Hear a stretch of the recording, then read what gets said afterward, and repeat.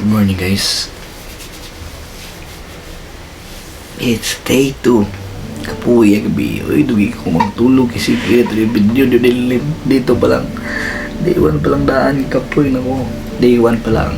Kali ka day 2. May edit pa ko. Mag-obalon sa ibato na ko na tama ng time. Kung sagid ako ng tama ng time ng bato sa scheduling. Welcome to day 2. Let's go.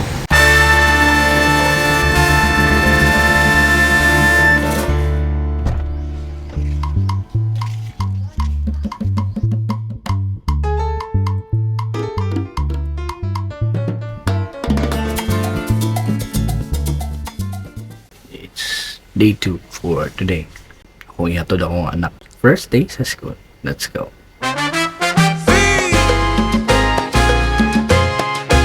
Bueno, mami, no te preocupes más. Hey.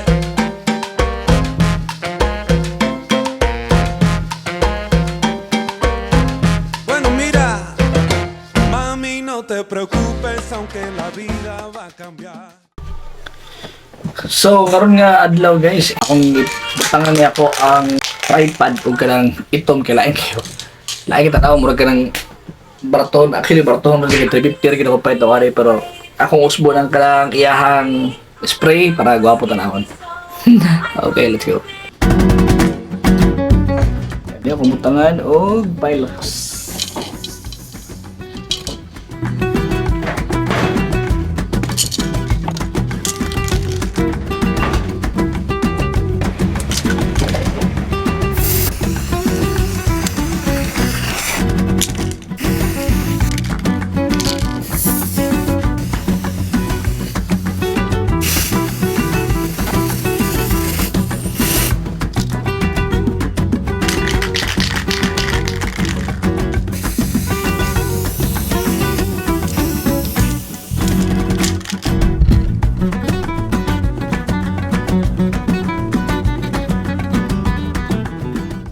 A few moments later. Muna yung buhok basta wala pa eh. Papanipagupit. Say hi. Hi. Pakata sa hair. Okay. Adi octopus. Octopus. Yeah, octopus. Okay, let's go. Pagupit sa me. Let's go.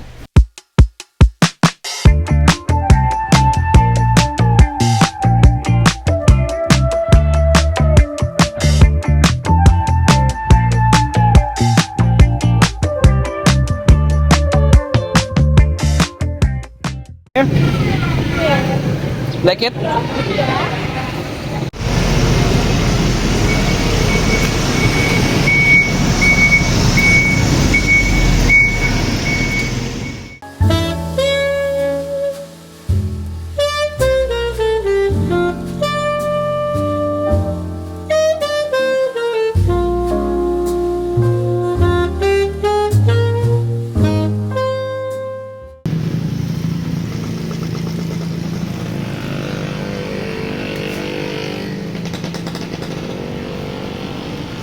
A few moments later.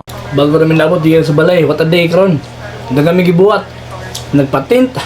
Ato sa eskwelahan, nagsundo, dagami gibuhat. Yan no, i-set up na ako computer karon kay para makasugod ako trabaho kay most of the time nako na sa Big 8 kay na kay while waiting sa tent na mahuman, nagadto ko sa Big 8 para magtrabaho for a while. Karon, na ako diri sa balay. Pero ang gonna set up my computer. Let's go. Sige ko na unsa ako i-topic sa inyo karon. Sakay ma-learn niyo karong adlaw. Ako na lang naisip is tudluan ta mo unsa akong ginabuhat sa mga reels na ko sa mga pages na ko na akong gina-manage karon. Okay, unsa akong ginabuhat. Canva ko gabuhat.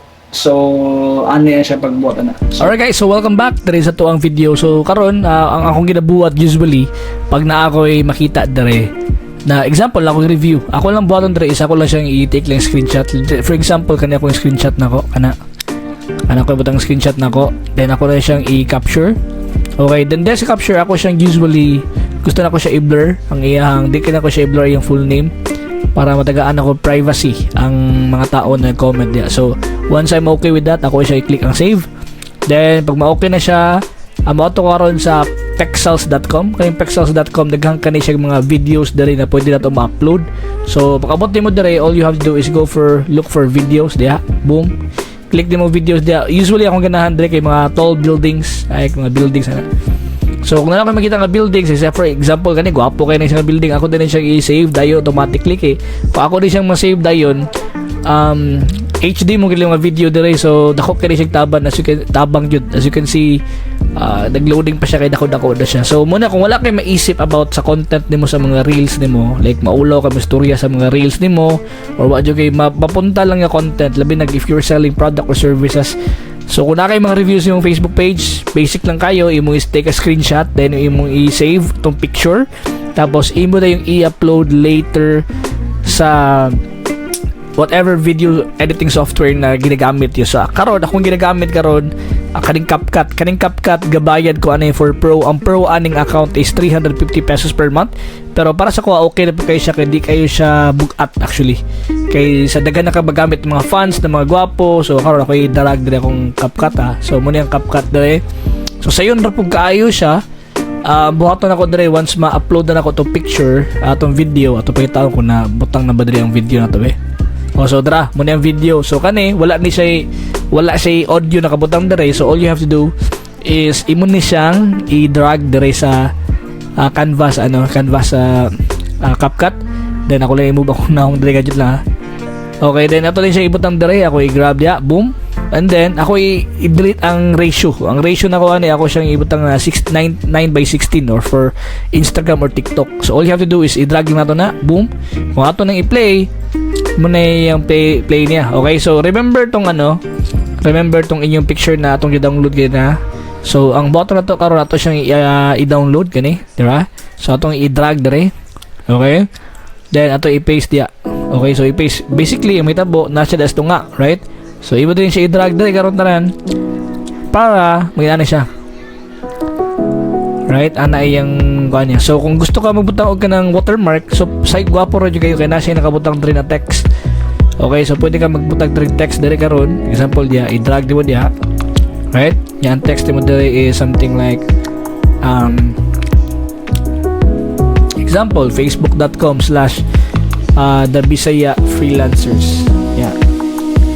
Okay? Na, example kana, then ako ibutang na ako sa baba. Ay dili. Ani, click na to na, then butang sa baba, right? Then ang butang na dire, butang na nga sa center, right? Then pwede ta mangita karon og font na ginagamit ito. So example kana tong font gamiton or whatever font na gusto nimong magamit na feeling nimo okay kayo, no? Kana maganahan pug ka. So example kana. So may tabo na, so muna na siya prevente, no? facebook.com/ka-Bisaya freelancer, or pwede naman siya pagamyan, ipagamay nimo siya font size, and then whatever na gusto nimo makuha ng mga design. For example kani atong font, okay? Actually guwapo po kayo siya nga font, no? So muna may tabo, muna preview niya, may tabo niya. So gusto na ko siya blendan gamay, like ma-adjust sa opacity dre. Kari ang text na to, right?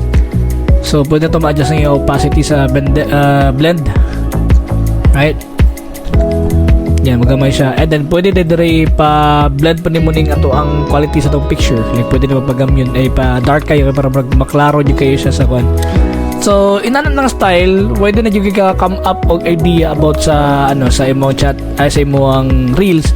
The same time pwede pud ka mag effects. Let's say for example, mag-add kang audio. Makita ka audio dire na example kanang warm, or depende sa kung ano mo warm music.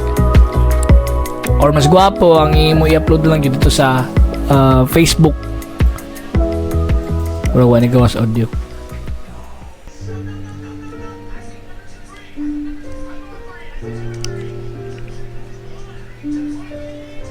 Diba? So okay na ka na. So once you're done with that, pwede na mo i-dre, cut, and then ato na siyang i-click sa save.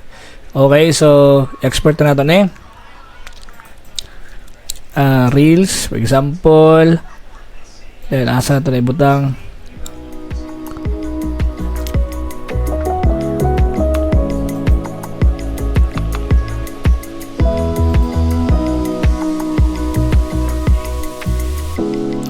Add na rin o ganang kuhan. Right? Wala na dre. Reels. Alright? Punta to diya, boom, and click open, and then export. So, dali ra dyan kayo. So, muna na yung iyang preview niya, kung ato siyang tanawon. Alright, ato i-exit ni, the Bisaya freelancers, dayon, reels. Alright?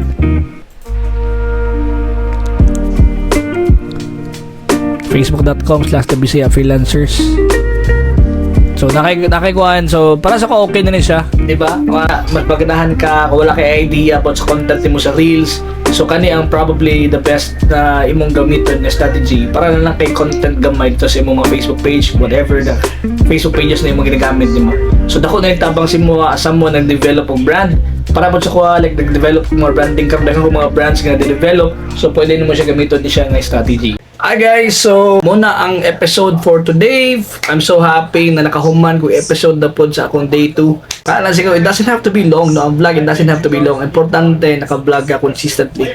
So sa mga tao di karon nga gusto pa mag-vlog, this is your time, nasabayan ko ninyo para mag-vlog ta for 100 straight days. So, netabo karon, 2 down, 98 to go. Kaya lang siguro guys, thank you for watching this video and see you tomorrow. Let's go!